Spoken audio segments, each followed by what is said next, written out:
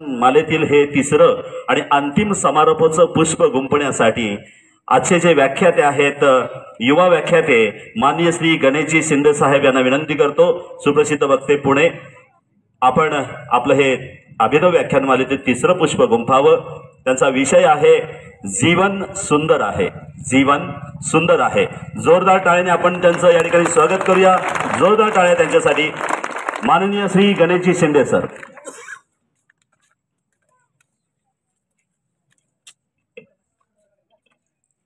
नमस्कार. नमस्कार. नमस्कार. महिलांचा आवाज जास्त आला तुमच्याकडे. अभिनव व्याख्यानमाला हे 9वं वर्ष आहे. आजचा या व्याख्यानमालेतलं हे समारोपाचं व्याख्यान आहे. या व्याख्यानासाठी आवर्जून उपस्थित असणारे सर्व श्रोते बंधू आणि भगिनी, जीवन सुंदर आहे या विषयाच्या अनुषंगानं मी आपल्या सर्वांशी बोलणार आहे. आता सुनीताताईंनी खूप मार्मिक असं भाष्य केलं. आपल्या सगळ्यांची सकाळ संध्याकाळ आता बदलून गेली आहे. ही पूर्ववत करता येईल का? आणि ती पूर्ववत करत असताना ज्ञान विज्ञान तंत्रज्ञान स्वीकारायचंय, पण ते कितपत स्वीकारायचं आणि आपल्या संस्कारांना कसं जपायचं यावरती त्या बोलत होत्या. मला आपल्या सगळ्यांना एक आवर्जून सांगायचं,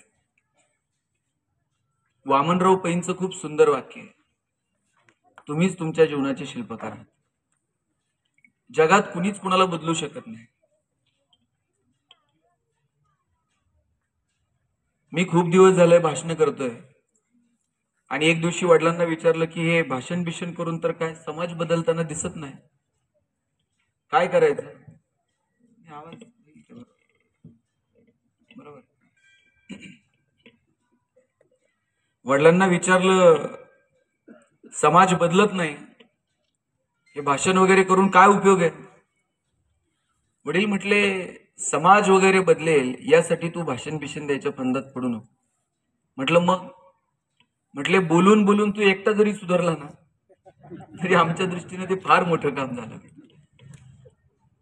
जग बीग बदलेल यापेक्षा आपण बदलू का? त्या काय बोलल्या माहितीये मगाशी? त्या म्हटल्या की कोणत्याच घरामध्ये हल्ली संध्याकाळी फार कमी घरांमध्ये शुभम करोती वगैरे ऐकायला मिळते, पण हे सांगत असताना त्या म्हटल्या की मी माझ्या घरात मात्र स्वतः ते करते. मला वाटतं जग बदलेल तेव्हा बदलेल, पण ती सुरुवात आपण प्रत्येकानं जर ठरवलं की मी माझ्यापासून बदलायची सुरुवात करेल तर काय?